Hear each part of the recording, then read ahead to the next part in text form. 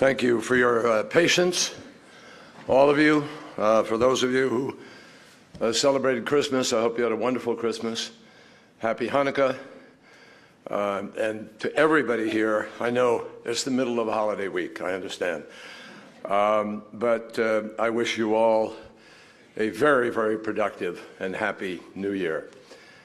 Today, I want to share candid thoughts about an issue which for decades has animated the foreign policy dialogue here and around the world, the Israeli-Palestinian conflict. Throughout his administration, President Obama has been deeply committed to Israel and its security, and that commitment has guided his pursuit of peace in the Middle East. This is an issue which all of you know I have worked on intensively during my time as Secretary of State for one simple reason: because the two-state solution is the only way to achieve a just and lasting peace between Israelis and Palestinians. It is the only way to ensure Israel's future as a Jewish and democratic state, living in peace and security with its neighbors.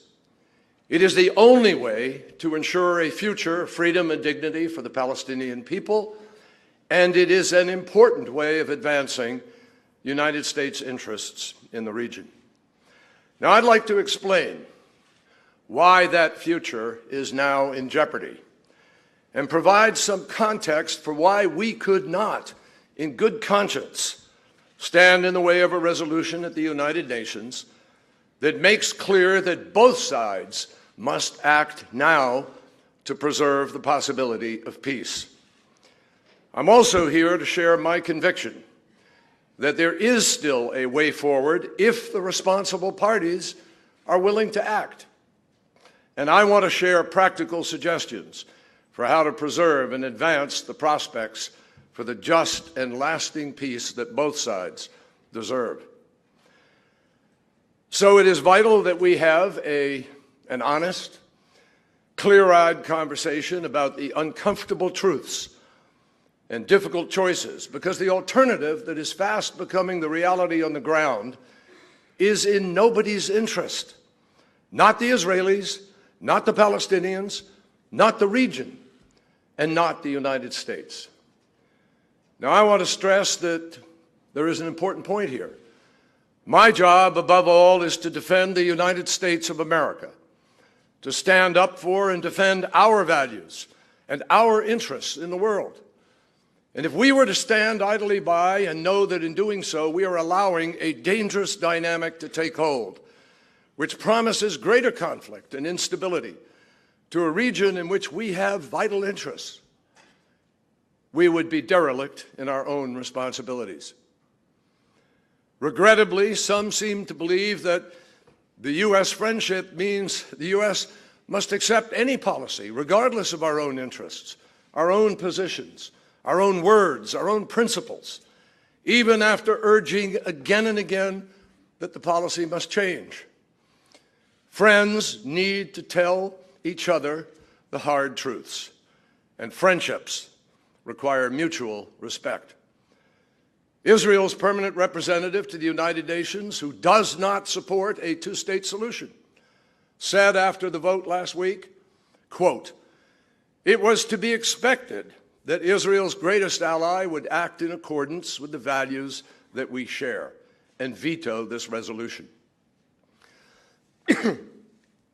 I am compelled to respond today that the United States did, in fact, vote in accordance with our values, just as previous U.S. administrations have done at the Security Council before us.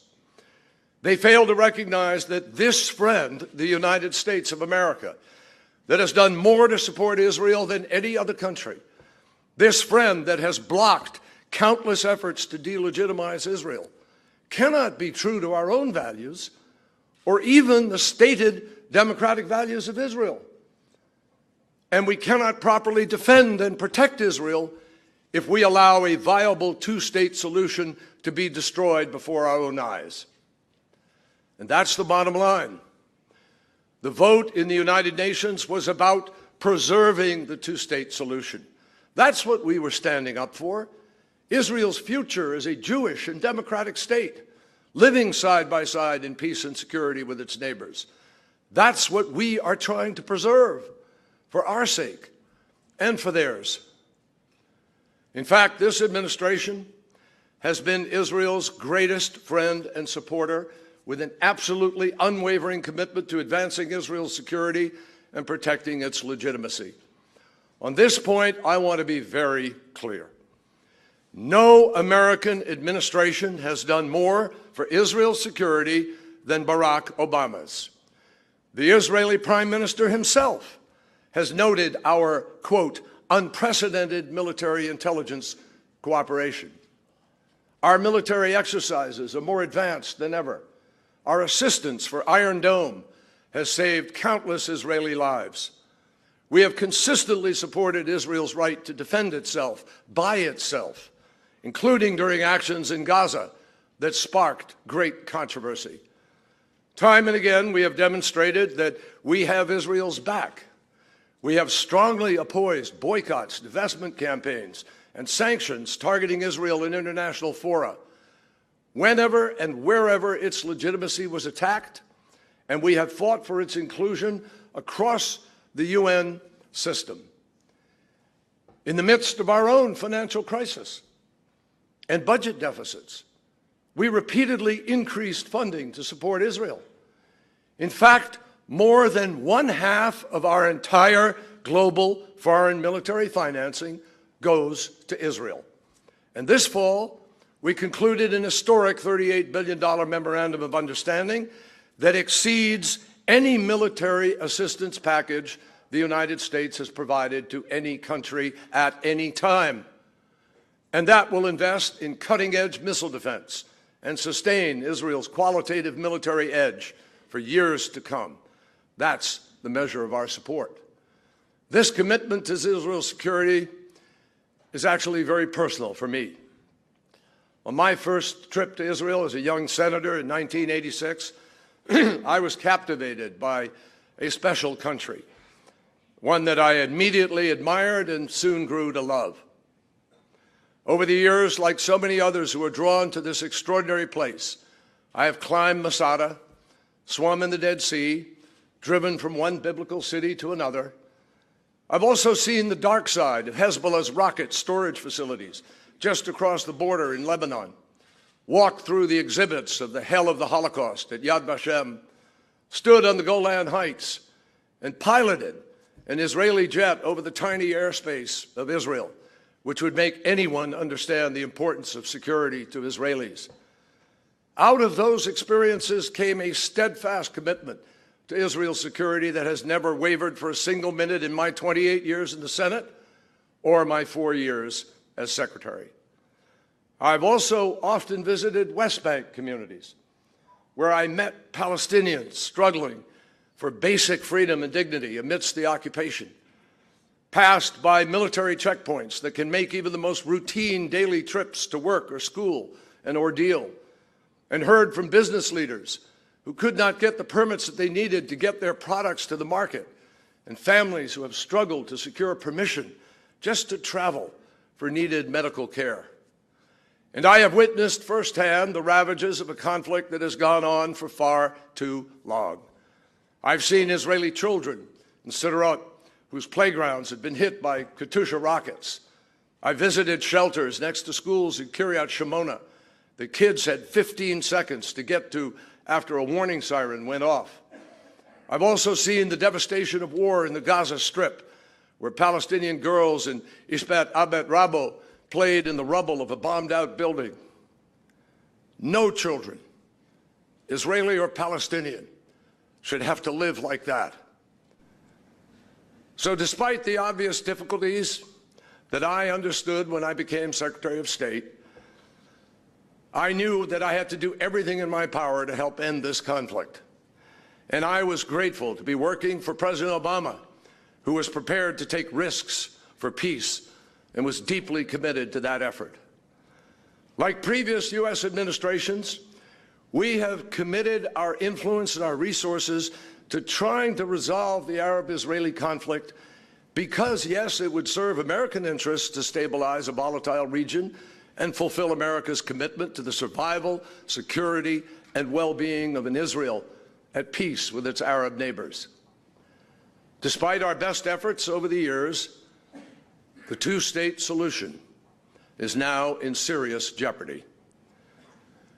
The truth is that trends on the ground, violence, terrorism, incitement, settlement expansion, and the seemingly endless occupation, they are combining to destroy hopes for peace on both sides and increasingly cementing an irreversible one-state reality that most people do not actually want. Today, there are a similar number of Jews and Palestinians living between the Jordan River and the Mediterranean Sea. They have a choice. They can choose to live together in one state, or they can separate into two states. But here is a fundamental reality. If the choice is one state, Israel can either be Jewish or democratic. It cannot be both. And it won't ever really be at peace. Moreover, the Palestinians will never fully realize their vast potential in a homeland of their own with a one-state solution. Now, most on both sides understand this basic choice. And that is why it is important that polls of Israelis and Palestinians show that there is still strong support for the two-state solution, in theory. They just don't believe that it can happen. After decades of conflict, many no longer see the other side as people, only as threats and enemies. Both sides continue to push a narrative that plays to people's fears and reinforces the worst stereotypes, rather than working to change perceptions and build up belief in the possibility of peace. And the truth is, the extraordinary polarization in this conflict extends beyond Israelis and Palestinians. Allies of both sides are content to reinforce this with an us or you're with us or against us mentality, where too often anyone who questions Palestinian actions is an apologist for the occupation, and anyone who disagrees with Israel policy is cast as anti-Israel or even anti-Semitic. That's one of the most striking realities about the current situation. This critical decision about the future, one state or two states, is effectively being made on the ground every single day, despite the expressed opinion of the majority of the people. The status quo is leading towards one state and perpetual occupation. But most of the public either ignores it or has given up hope that anything can be done to change it.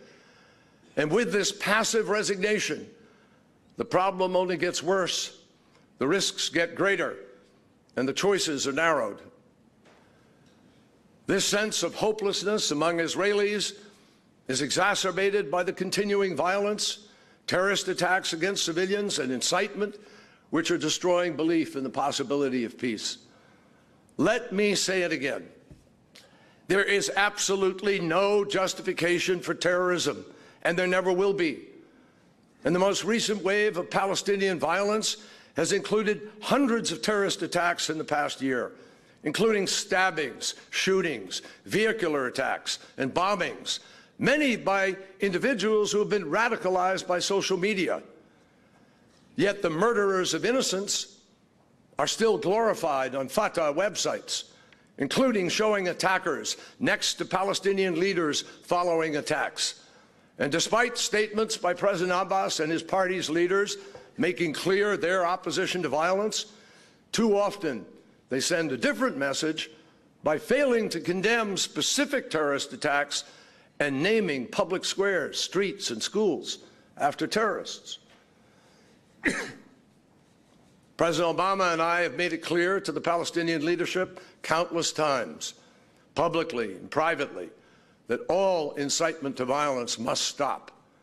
We have consistently condemned violence and terrorism, and even condemned the Palestinian leadership for not condemning it. Far too often, the Palestinians have pursued efforts to delegitimize Israel in international fora. We have strongly opposed these initiatives, including the recent wholly unbalanced and inflammatory UNESCO resolution regarding Jerusalem. And we have made clear our strong opposition to Palestinian efforts against Israel at the ICC, which only sets back the prospects for peace. And we all understand that the Palestinian Authority has a lot more to do to strengthen its institutions and improve governance. Most troubling of all, Hamas continues to pursue an extremist agenda. They refuse to accept Israel's very right to exist. They have a one-state vision of their own. All of the land is Palestine. Hamas and other radical factions are responsible for the most explicit forms of incitement to violence. And many of the images that they use are truly appalling. And they are willing to kill innocents in Israel and put the people of Gaza at risk in order to advance that agenda. Compounding this, the humanitarian situation in Gaza, exacerbated by the closings of the crossings, is dire. Gaza is home to one of the world's densest concentrations of people, enduring extreme hardships with few opportunities. 1.3 million people out of Gaza's population of 1.8 million are in need of daily assistance, food and shelter. Most have electricity less than half the time, and only 5% of the water is safe to drink. And yet, despite the urgency of these needs, Hamas and other militant groups continue to rearm and divert reconstruction materials to build tunnels, threatening more attacks on Israeli civilians that no government can tolerate. Now, at the same time, we have to be clear about what is happening in the West Bank. The Israeli Prime Minister publicly supports a two-state solution, but his current coalition is the most right-wing in Israeli history, with an agenda driven by the most extreme elements. The result is that policies of this government, which the Prime Minister himself just described as more committed to settlements than any in Israel's history, are leading in the opposite direction. They're leading towards one state. In fact, Israel has increasingly consolidated control over much of the West Bank for its own purposes, effectively reversing the transitions to greater Palestinian civil authority that were called for by the Oslo Accords. I don't think most people in Israel, and certainly in the world, have any idea how broad and systematic the process has become. But the facts speak for themselves. The number of settlers in the roughly 130 Israeli settlements east of the 1967 lines has steadily grown. The settler population in the West Bank alone, not including East Jerusalem, has increased by nearly 270,000 since Oslo, including 100,000 just since 2009, when President Obama's term began. There's no point in pretending that these are just in large settlement blocks. Nearly 90,000 settlers are living east of the separation barrier that was created by Israel itself, in the middle of what, by any reasonable definition, would be the future Palestinian state. And the population of these distant settlements has grown by 20,000 just since 2009. In fact, just recently, the government approved a significant new settlement well east of the barrier, closer to Jordan than to Israel. What does that say to Palestinians in particular, but also to the United States and the world about Israel's intentions? Let me emphasize, this is not to say that the settlements are the whole or even the primary cause of this conflict. Of course they are not. Nor can you say that if the settlements were suddenly removed, you'd have peace without a broader agreement. You would not. And we understand that in a final status agreement, certain settlements would become part of Israel to account for the changes that have taken place over the last 49 years. We understand that, including the new demographic realities that exist on the ground. They would have to be factored in. But if more and more settlers are moving into the middle of Palestinian areas, it's going to be just that much harder to separate, that much harder to imagine transferring sovereignty. And that is exactly the outcome that some are purposefully accelerating. Let's be clear. Settlement expansion has nothing to do with Israel's security.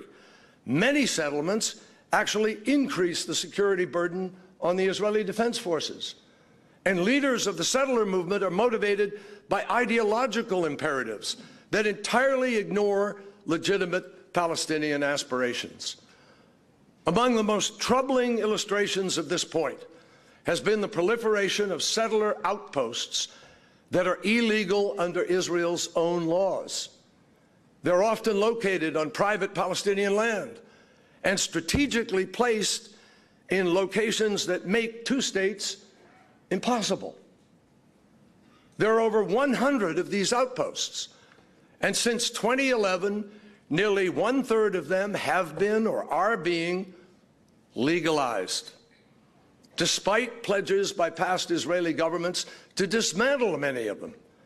Now leaders of the settler movement have advanced unprecedented new legislation that would legalize most of those outposts.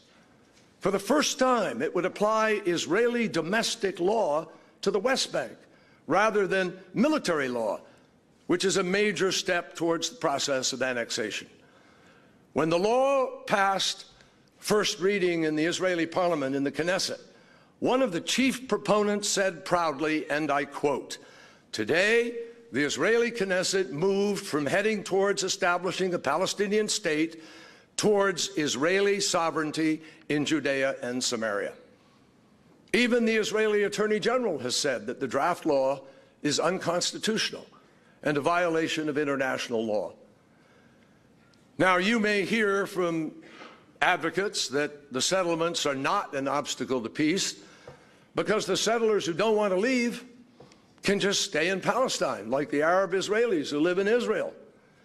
But that misses a critical point, my friends. The Arab Israelis are citizens of Israel, subject to Israel's law. Does anyone here really believe that the settlers will agree to submit to Palestinian law in Palestine?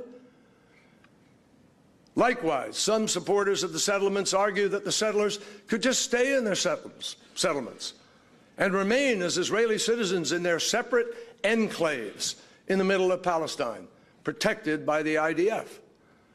Well, there are over 80 settlements east of the separation barrier, many located in places that would make a contiguous Palestinian state impossible. Does anyone seriously think that if they just stay where they are, you could still have a viable Palestinian state? Now, some have asked, why can't we build in the blocks, which everyone knows will eventually be part of Israel? Well, the reason building there or anywhere else in the West Bank now results in such pushback is that the decision of what constitutes a bloc is being made unilaterally by the Israeli government, without consultation, without the consent of the Palestinians, and without granting the Palestinians a reciprocal right to build in what will be, by most accounts, part of Palestine. Bottom line, without agreement or mutuality, the unilateral choices become a major point of contention, and that is part of why we are here where we are. Now, you may hear that these remote settlements aren't a problem because they only take up a very small percentage of the land.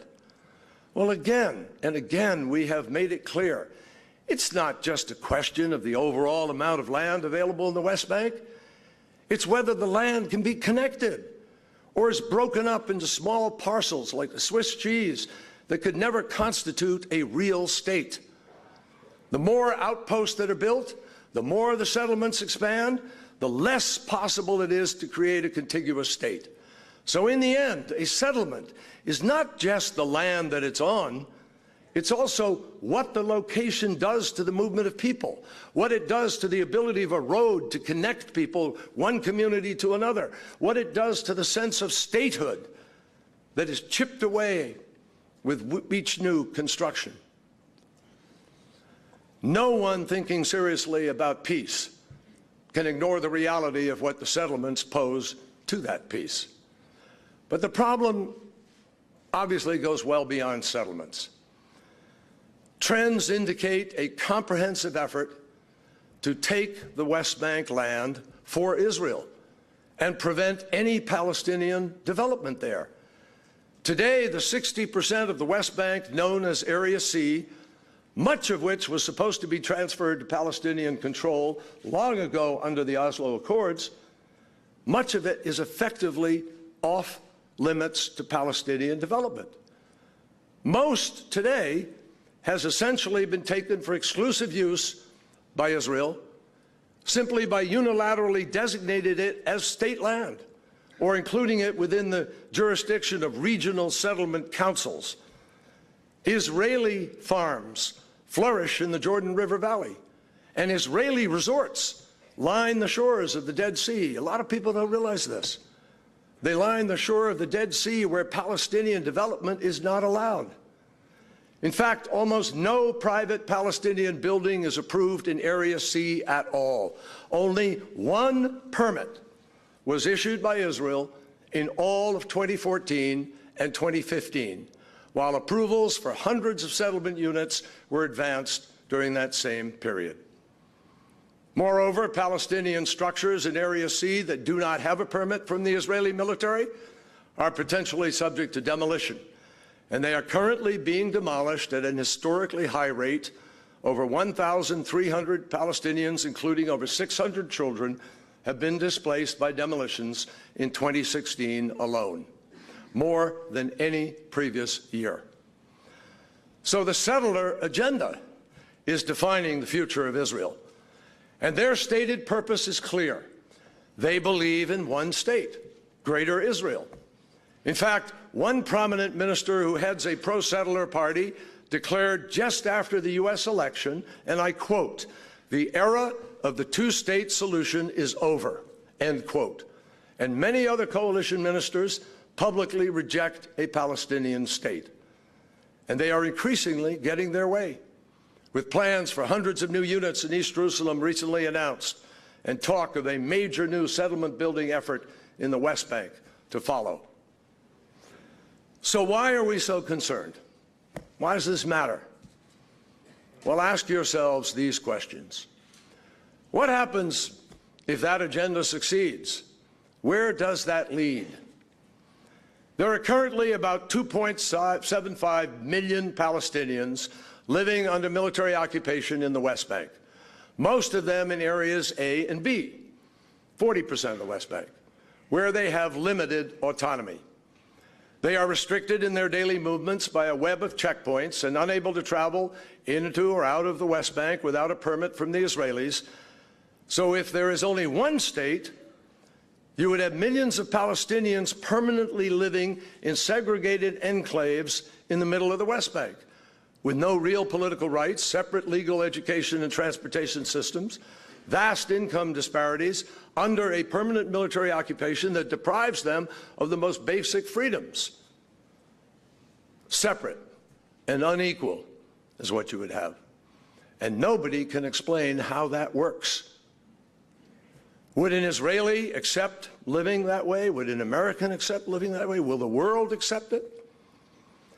If the occupation becomes permanent over the time, the Palestinian Authority could simply dissolve, turn over all the administrative and security responsibilities to the Israelis. What would happen then?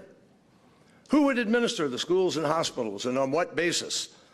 Does Israel want to pay for the billions of dollars of lost international assistance that the Palestinian Authority now receives?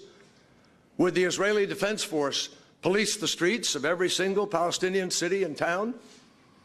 How would Israel respond to a growing civil rights movement from Palestinians demanding a right to vote, or widespread protests and unrest across the West Bank?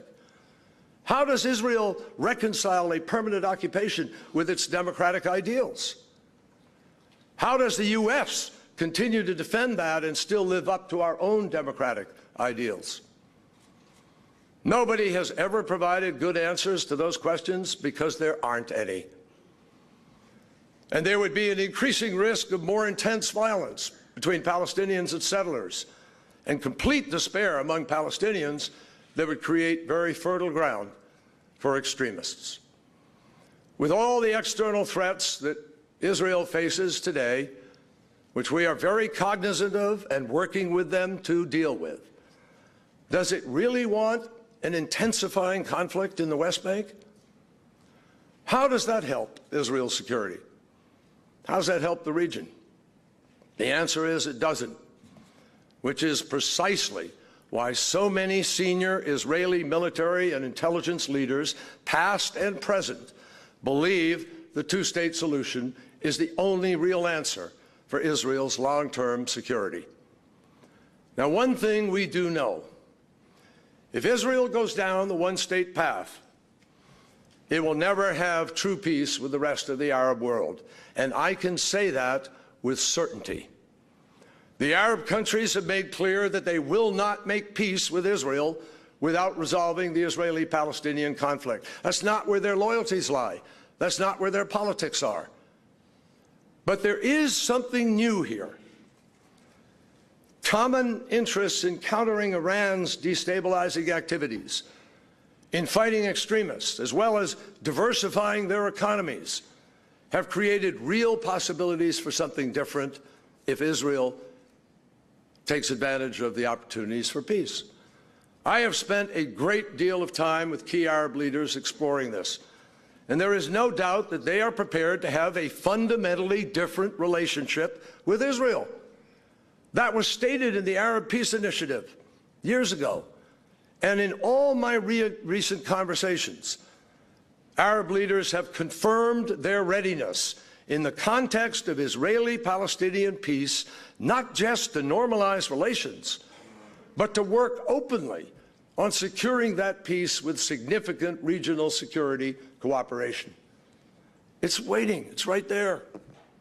Many have shown a willingness to support serious Israeli-Palestinian negotiations and to take steps on the path to normalization to relations, including public meetings, providing there is a meaningful progress towards a two-state solution.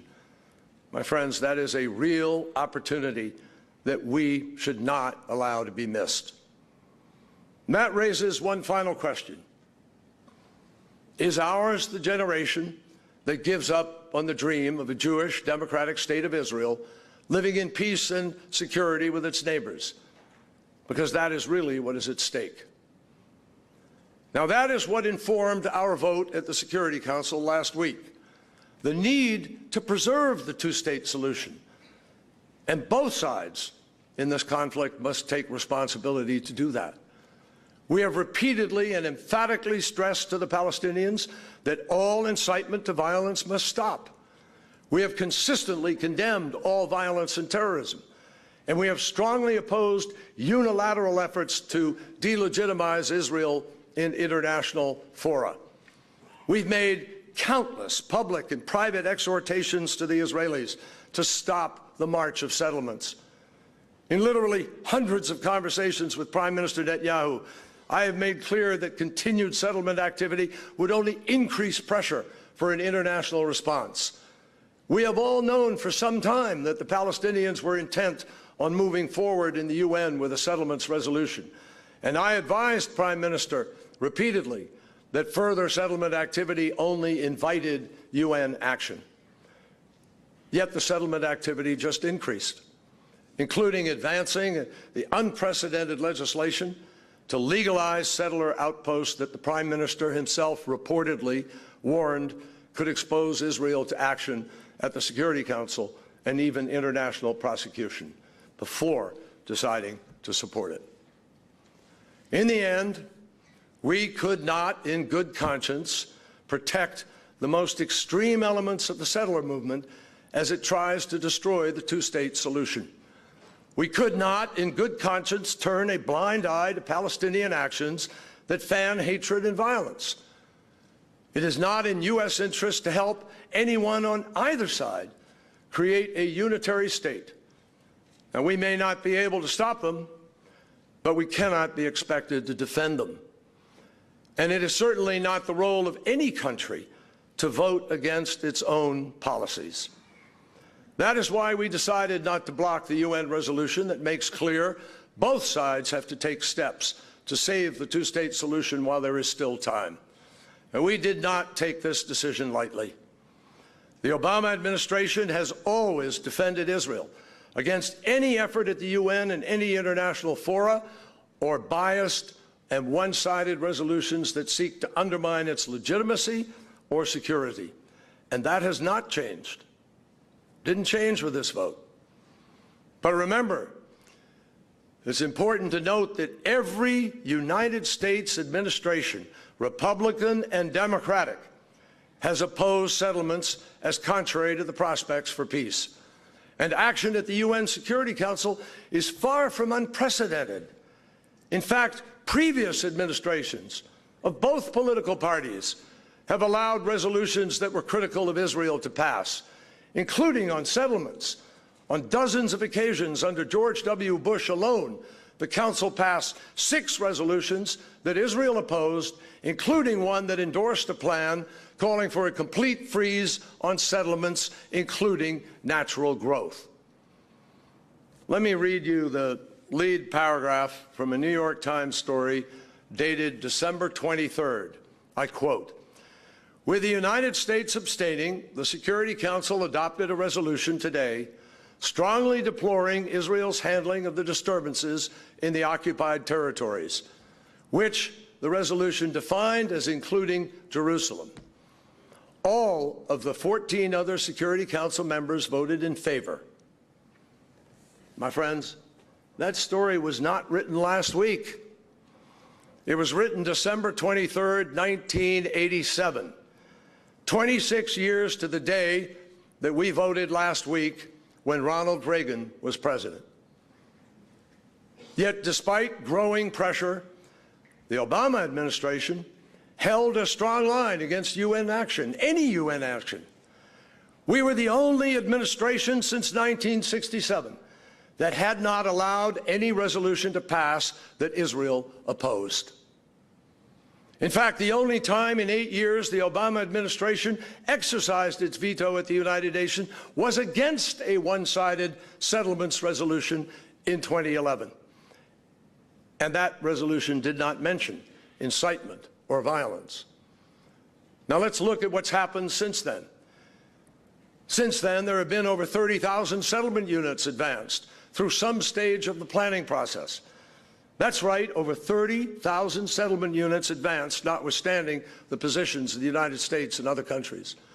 And if we had vetoed this resolution just the other day, the United States would have been giving license to further unfettered settlement construction that we fundamentally oppose.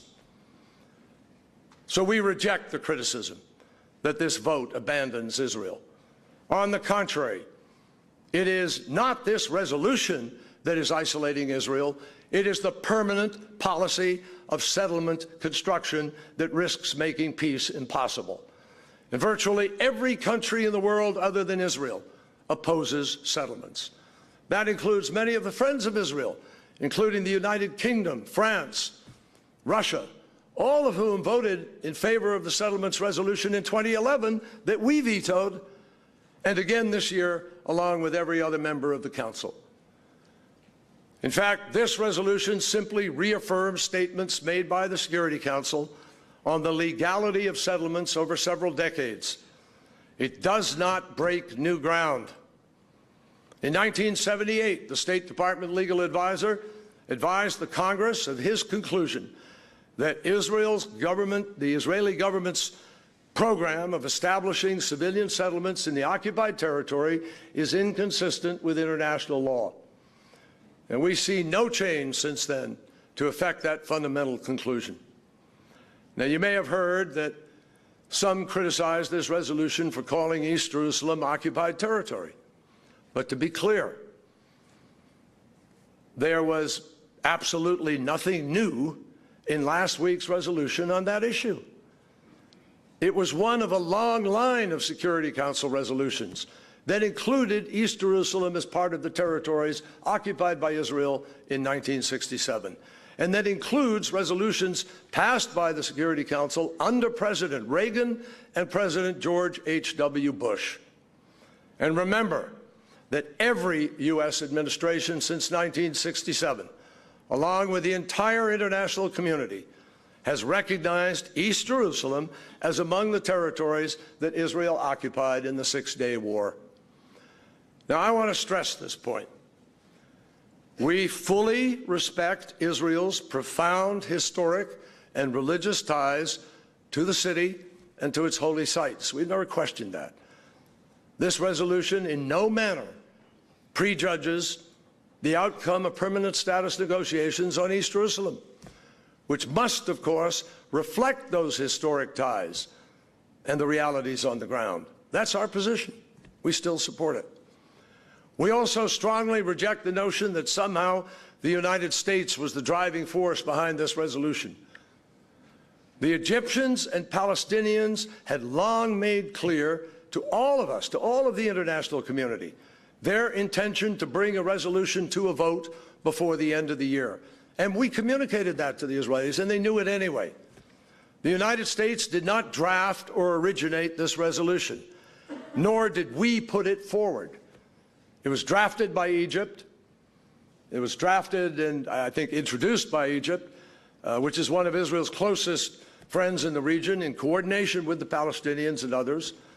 And during the time of the process, as it went out, we made clear to others, including those on the Security Council, that it was possible that if the resolution were to be balanced and it were to include references to incitement and to terrorism, that it was possible the United States would then not block it, that if it was balanced and fair. That's a standard practice with resolutions at the Security Council. The Egyptians and the Palestinians and many others understood that if the text were more balanced, it was possible we wouldn't block it. But we also made crystal clear that the President of the United States would not make a final decision about our own position until we saw the final text. In the end, we did not agree with every word in this resolution. There are important issues that are not sufficiently addressed or even addressed at all. But we could not in good conscience veto a resolution that condemns violence and incitement and reiterates what has been for a long time the overwhelming consensus and international view on settlements, and calls for the parties to start taking constructive steps to advance the two-state solution on the ground. Ultimately, it will be up to the Israeli people to decide whether the unusually heated attacks that Israeli officials have directed towards this administration best serve Israel's national interests and its relationship with an ally that has been steadfast in its support, as I described. Those attacks, alongside allegations of U.S.-led conspiracy and other manufactured claims, distract attention from what the substance of this vote was really all about. And we all understand that Israel faces very serious threats in a very tough neighborhood. Israelis are rightfully concerned about making sure that there is not a new terrorist haven right next door to them, often referencing what's happened with Gaza. And we understand that. And we believe there are ways to meet those needs of security. And Israelis are fully justified in decrying attempts to legitimize their state and question the right of a Jewish state to exist. But this vote was not about that. It was about actions that Israelis and Palestinians are taking that are increasingly rendering a two-state solution impossible. It was not about making peace with the Palestinians now. It was about making sure that peace with the Palestinians will be possible in the future.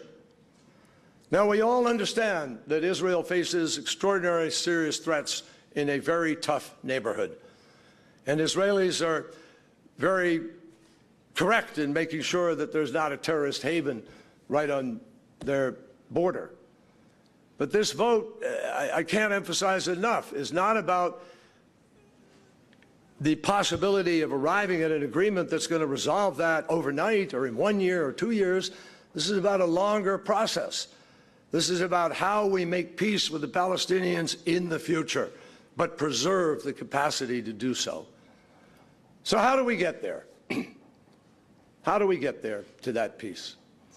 Since the parties have not yet been able to resume talks, the U.S. and the Middle East Quartet have repeatedly called on both sides to independently demonstrate a genuine commitment to the two-state solution, not just with words, but with real actions and policies to create the conditions for meaningful negotiations. We've called for both sides to take significant steps on the ground to reverse current trends and send a different message, a clear message, that they are prepared to fundamentally change the equation without waiting for the other side to act. We have pushed them to comply with their basic commitments under their own prior agreements in order to advance a two-state reality on the ground. We have called for the Palestinians to do everything in their power to stop violence and incitement, including publicly and consistently condemning acts of terrorism and stopping the glorification of violence. And we have called on them to continue efforts to strengthen their own institutions and to improve governance, transparency, and accountability. And we have stressed that the Hamas arms buildup and militant activities in Gaza must stop. Along with our quartet partners, we have called on Israel to end the policy of settlement construction and expansion, of taking land for exclusive Israeli use and denying Palestinian development. To reverse the current process, the U.S. and our partners have encouraged Israel to resume the transfer of greater civil authority to the Palestinians in Area C, consistent with the transition that was called for by Oslo. And we have made clear that significant progress across a range of sectors, including housing, agriculture, and natural resources, can be made without negatively impacting Israel's legitimate security needs. And we've called for significantly easing the movement and access restrictions to and from Gaza, with due consideration for Israel's need to protect its citizens from terrorist attacks.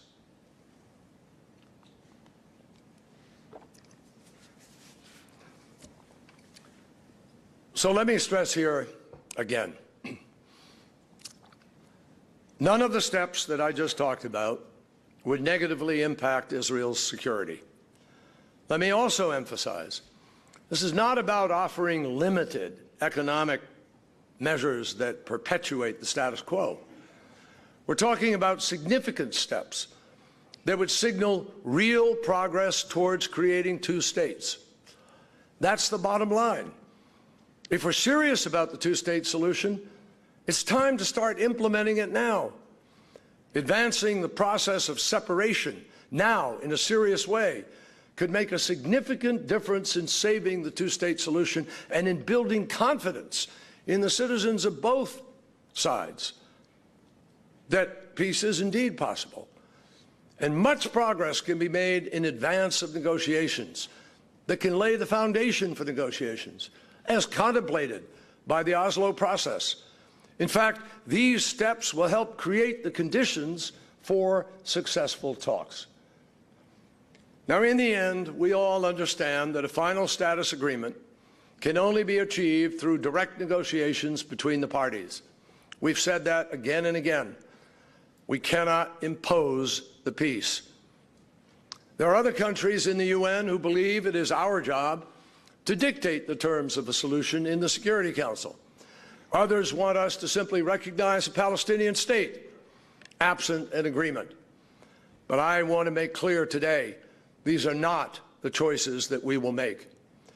We choose instead to draw on the experiences of the last 8 years, to provide a way forward when the parties are ready for serious negotiations, in a place where the narratives from the past powerfully inform and mold the present. It's important to understand the history. We mark this year and next a series of milestones, that I believe both illustrate the two sides of the conflict and form the basis for its resolution. It's worth touching on them briefly. 120 years ago, the first Zionist Congress was convened in Basel by a group of Jewish visionaries who decided that the only effective response to the waves of anti-Semitic horrors sweeping across Europe was to create a state in the historic home of the Jewish people, where their ties to the land went back centuries, a state that could defend its borders, protect its people, and live in peace with its neighbors. That was the vision. That was the modern beginning, and it remains the dream of Israel today. Nearly 70 years ago, the United Nations General Assembly Resolution 181 finally paved the way to making the State of Israel a reality. The concept was simple: to create two states for two peoples, one Jewish, one Arab, to realize the national aspirations of both Jews and Palestinians. And both Israel and the PLO referenced Resolution 181 in their respective declarations of independence.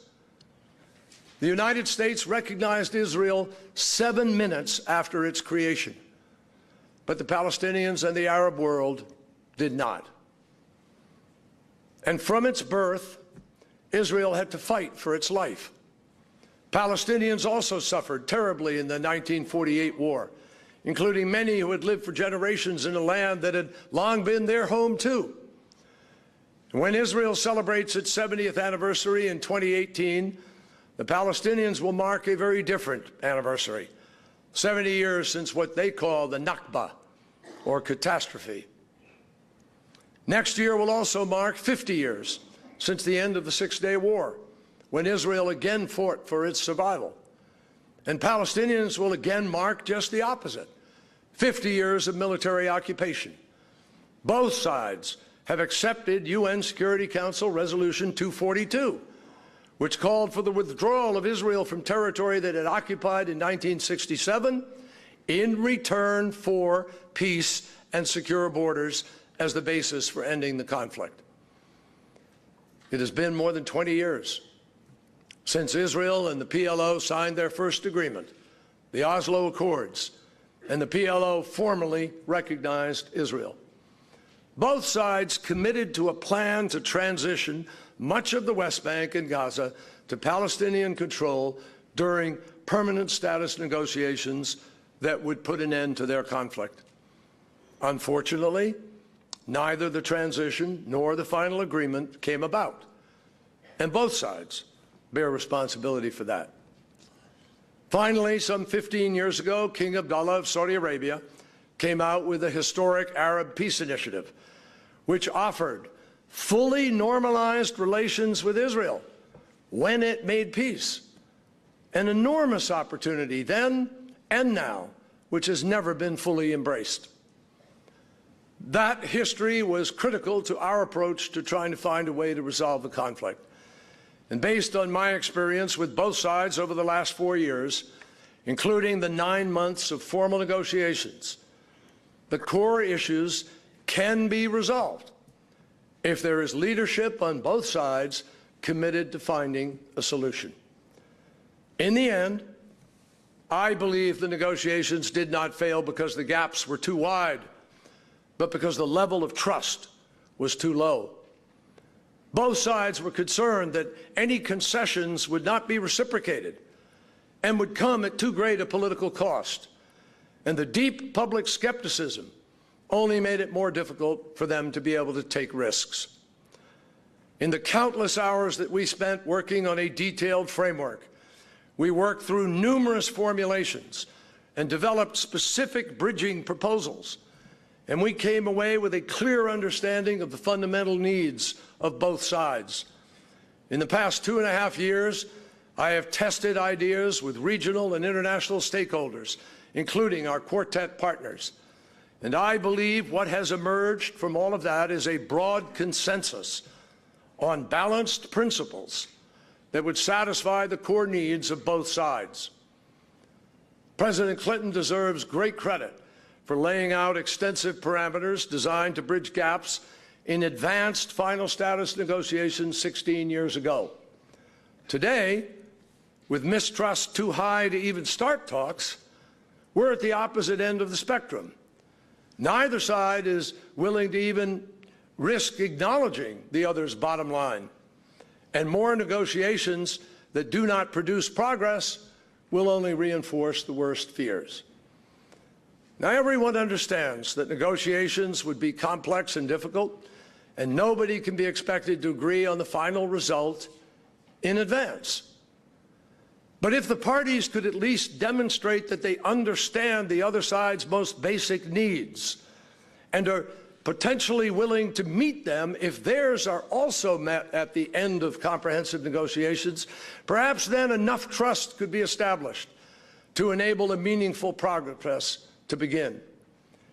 It is in that spirit that we offer the following principles: not to prejudge or impose an outcome, but to provide a possible basis for serious negotiations when the parties are ready.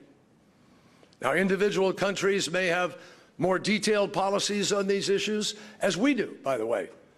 But I believe there is a broad consensus that a final status agreement that could meet the needs of both sides would do the following.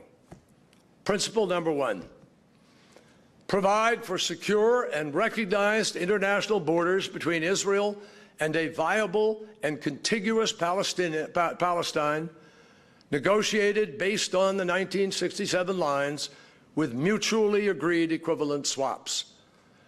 Resolution 242, which has been enshrined in international law for 50 years, provides for the withdrawal of Israel from territory it occupied in 1967 in return for peace with its neighbors and secure and recognized borders. It has long been accepted by both sides, and it remains the basis for an agreement today. As Secretary, one of the first issues that I worked out with the Arab League was their agreement that the reference in the Arab Peace Initiative to the 1967 lines would from now on include the concept of land swaps, which the Palestinians have acknowledged. And this is necessary to reflect practical realities on the ground and mutually agreed equivalent swaps that will ensure that the agreement is fair to both sides. There is also broad recognition of Israel's need to ensure that the borders are secure and defensible, and that the territory of Palestine is viable and contiguous. Virtually everyone that I have spoken to has been clear on this principle as well. No changes by Israel to the 1967 lines will be recognized by the international community unless agreed to by both sides. Principle two: fulfill the vision of the UN General Assembly Resolution 181 of 2 states for 2 peoples, one Jewish and one Arab, with mutual recognition and full equal rights for all their respective citizens. This has been the fundamental foundational principle of the 2-state solution from the beginning, creating a state for the Jewish people and a state for the Palestinian people where each can achieve their national aspirations. And Resolution 181 is incorporated into the foundational documents of both the Israelis and Palestinians. Recognition of Israel as a Jewish state has been the U.S. position for years, and based on my conversations in these last months, I am absolutely convinced that many others are now prepared to accept it as well, provided the need for a Palestinian state is also addressed. We also know that there are some 1.7 million Arab citizens who call Israel their home and must now and always be able to live as equal citizens, which makes this a difficult issue for Palestinians and others in the Arab world. That's why it is so important that in recognizing each other's homeland, Israel for the Jewish people and Palestine for the Palestinian people, both sides reaffirm their commitment to upholding full equal rights for all of their respective citizens. Principle number 3, provide for a just, agreed, fair, and realistic solution to the Palestinian refugee issue, with international assistance that includes compensation, options and assistance in finding permanent homes, acknowledgement of suffering, and other measures necessary for a comprehensive resolution consistent with two states for two peoples. The plight of many Palestinian refugees is heartbreaking, and all agree that their needs have to be addressed. As part of a comprehensive resolution, they must be provided with compensation, their suffering must be acknowledged, and there will be a need to have options and assistance in finding permanent homes. The international community can provide significant support and assistance. I know we are prepared to do that, including in raising money to help ensure the compensation and other needs of the refugees are met. And many have expressed a willingness to contribute to that effort, particularly if it brings peace. But there is a general recognition that the solution must be consistent with two states for two peoples and cannot affect the fundamental character of Israel. Principle 4, provide an agreed resolution for Jerusalem as the internationally recognized capital of the two states and protect and assure freedom of access to the holy sites consistent with the established status quo. Now, Jerusalem is the most sensitive issue for both sides, and the solution will have to meet the needs not only of the parties, but of all three monotheistic faiths. That is why the holy sites that are sacred to billions of people around the world must be protected and remain accessible, and the established status quo maintained. Most acknowledge that Jerusalem should not be divided again like it was in 1967, and we believe that. At the same time, there is broad recognition that there will be no peace agreement without reconciling the basic aspirations of both sides to have capitals there. Principle 5, satisfy Israel's security needs and bring a full end, ultimately, to the occupation, while ensuring that Israel can defend itself effectively and that Palestine can provide security for its people in a sovereign and non-militarized state. Security is the fundamental issue for Israel, together with a couple of others I mentioned, but security is critical. Everyone understands that no Israeli government can ever accept an agreement that does not satisfy its security needs, or that risks creating an enduring security threat like Gaza transferred to the West Bank. And Israel must be able to defend itself effectively, including against terrorism and other regional threats.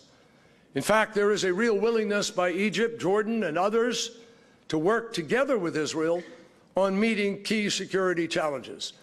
And I believe that those collective efforts, including close coordination on border security, intelligence sharing, joint cooperations, joint operation, can all play a critical role in securing the peace. At the same time, fully ending the occupation is the fundamental issue for the Palestinians. They need to know that the military occupation itself will really end after an agreed transitional process. They need to know they can live in freedom and dignity in a sovereign state while providing security for their population, even without a military of their own. This is widely accepted as well. And it is important to understand there are many different ways without occupation for Israel and Palestine and Jordan and Egypt and the United States and others to cooperate in providing that security. Now, balancing those requirements was among the most important challenges that we faced in the negotiations. But it was one where the United States has the ability to provide the most assistance.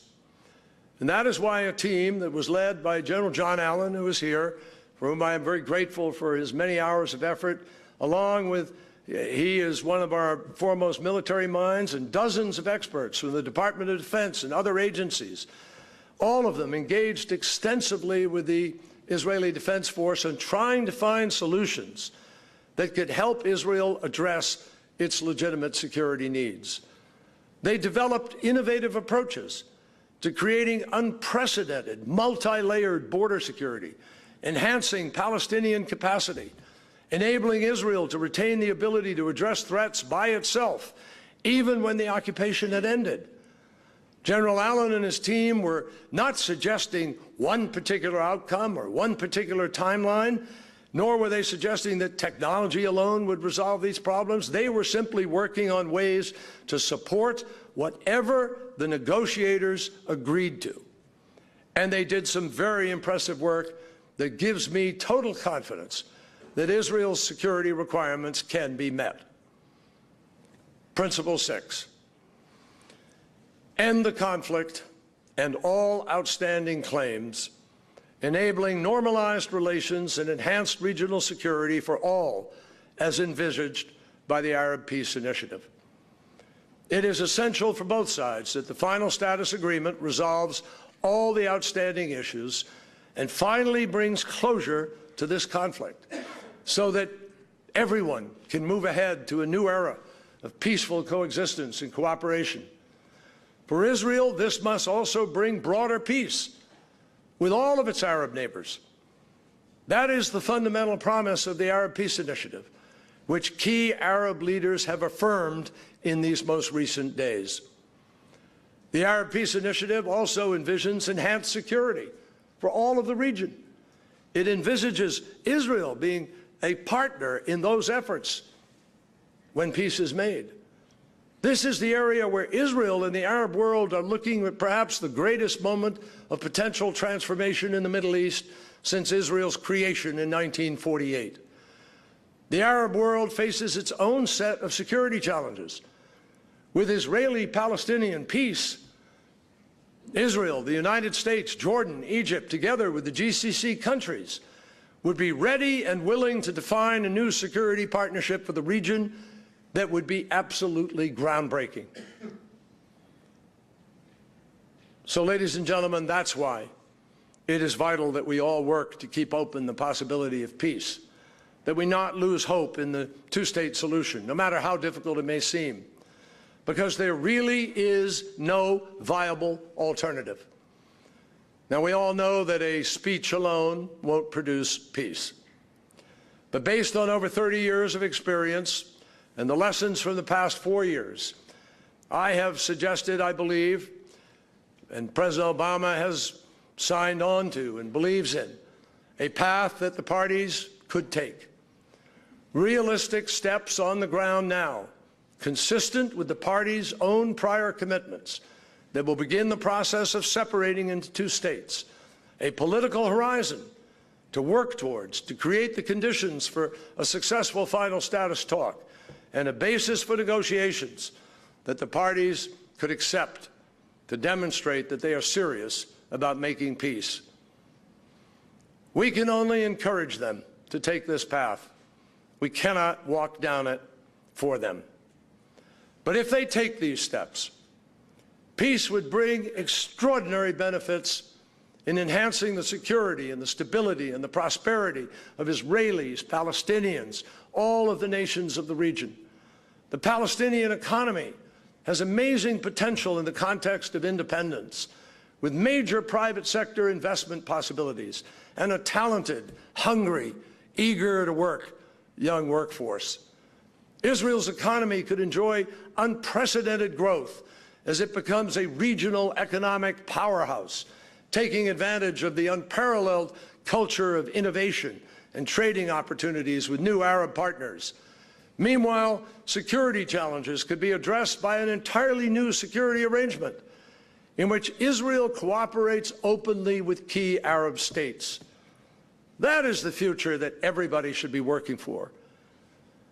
President Obama and I know that the incoming administration has signaled that they may take a different path, and even suggested breaking from the long-standing U.S. policies on settlements, Jerusalem, and the possibility of a two-state solution.